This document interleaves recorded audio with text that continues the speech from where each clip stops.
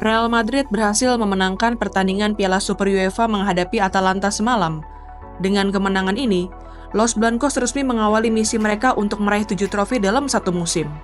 Kemenangan ini juga membuat Real Madrid memastikan diri sebagai tim paling sukses sepanjang Piala Super UEFA dengan raihan 6 trofi, mengungguli Barcelona dan AC Milan yang masing-masing mengoleksi 5 trofi. Yuk, simak bagaimana ulasan pertandingan Piala Super UEFA antara Real Madrid menghadapi Atalanta dalam video ini. Sebelum menonton video ini lebih lanjut, boleh like, komen, subscribe, dan share ke teman-teman kalian ya. Serta nyalakan juga loncengnya agar tak ketinggalan video terbaru dari Bench Football Indonesia.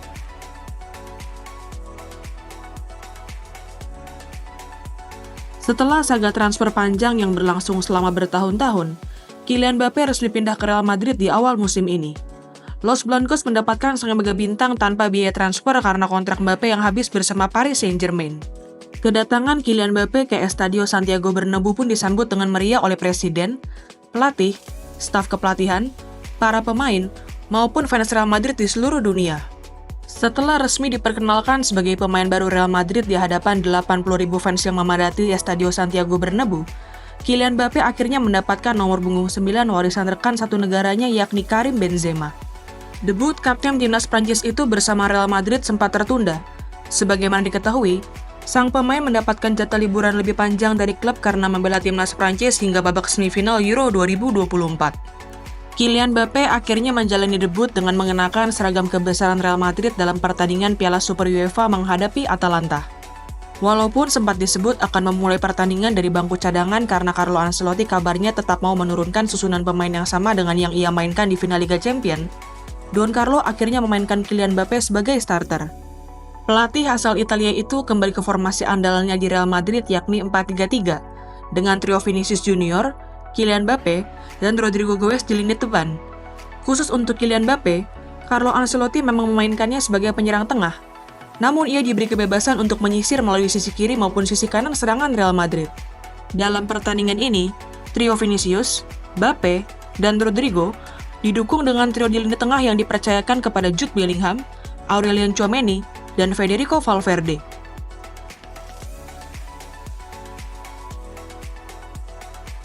Sebagaimana strategi ini diterapkan saat menghadapi Liverpool dan Bayer Leverkusen di Europa League musim lalu, pelatih Atalanta yakni Gianpiero Gasperini kembali mengandalkan high pressing dan serangan balik cepat dalam pertandingan menghadapi Real Madrid.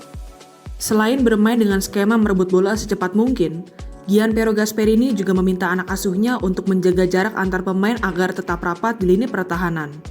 Strategi ini ditujukan agar para pemain Real Madrid tidak mendapatkan banyak ruang untuk melakukan tembakan ke gawang Atalanta. Penerapan strategi Gasperini berhasil membuat Real Madrid kesulitan di babak pertama. Sepanjang bergulirnya paruh pertama pertandingan, pasukan Carlo Ancelotti tidak berhasil melepaskan satupun tendangan ke gawang Atalanta yang dikawal oleh Juan Musso, dan skor kacamata bertahan hingga turun minum. Namun demikian, Real Madrid yang bermain dengan skuad terbaiknya berhasil mendominasi sepanjang pertandingan di babak pertama. Strategi high pressing yang diterapkan oleh Gianpiero Gasperini memang berhasil menahan Real Madrid di babak pertama. Namun strategi itu jelas membuat stamina para pemain Atalanta menjadi cepat habis, dan hal ini terbukti di babak kedua. Dengan stamina para punggawa Atalanta yang mulai menurun, Real Madrid yang juga kita pahami sering baru panas di babak kedua berhasil mengacak-ngacak pertahanan Atalanta. Sepanjang berjalannya babak kedua, pasukan Carlo Ancelotti berhasil melepaskan 10 tembakan dengan 6 diantaranya tepat sasaran ke gawang Atalanta. Mulai dari Kylian Mbappé, Jude Bellingham, hingga Vinicius Junior saling bergantian melakukan tendangan ke gawang Atalanta. Namun gol yang ditunggu-tunggu oleh fans Real Madrid di seluruh dunia baru tiba di menit ke-59. Berawal dari pergerakan Jude Bellingham yang mengumpan ke Vinicius Junior yang menyisir ke kotak penalti Atalanta, pemain asal Brazil itu berhasil membuat pertahanan Atalanta menjadi berantakan.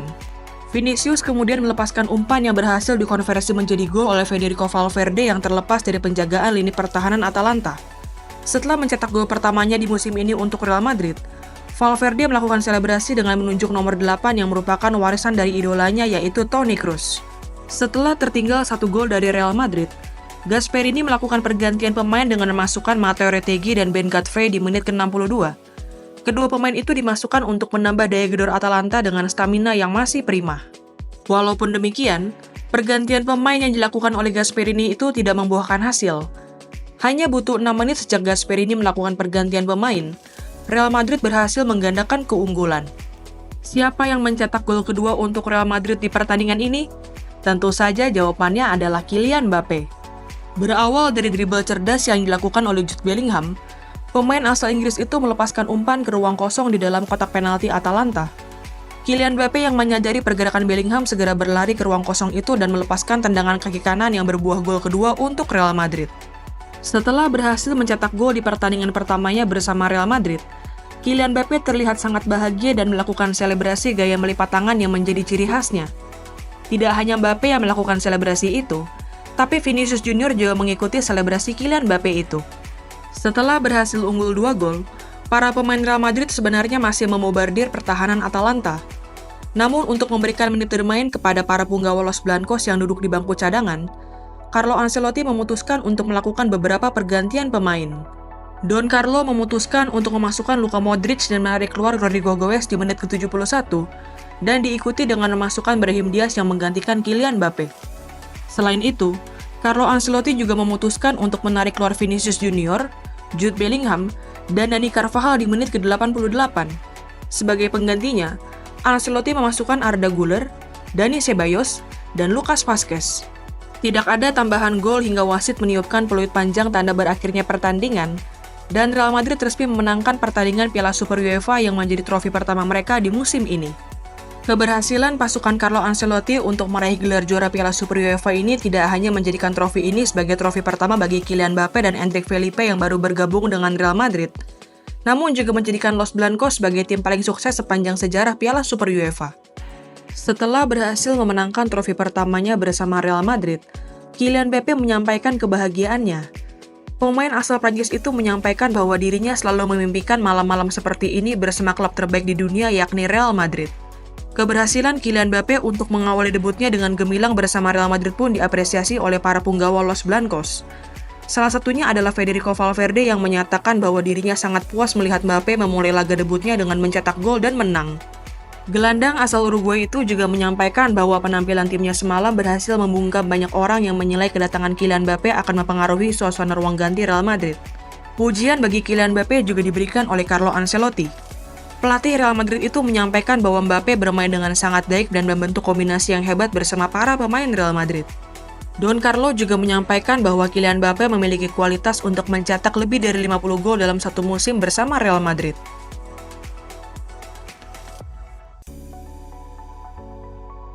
Trofi Piala Super UEFA ini tidak hanya istimewa bagi Kylian Mbappe dan Endrick Felipe, tapi juga bagi Luka Modric.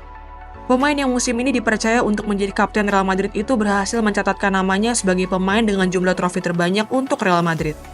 Sejak pertama kali datang ke Real Madrid di awal musim 2012-2013, Luka Modric telah mengukir sejarah dengan meraih 27 trofi bersama Real Madrid.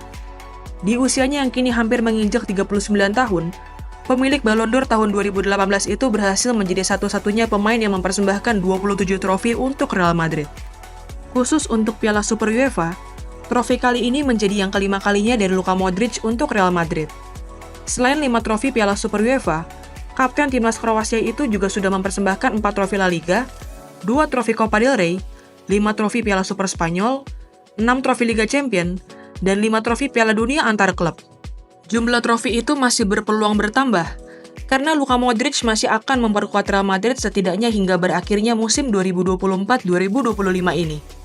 Selamat untuk Real Madrid yang berhasil kembali membuktikan diri sebagai rajanya sepak bola Eropa. Gimana nih menurut teman-teman?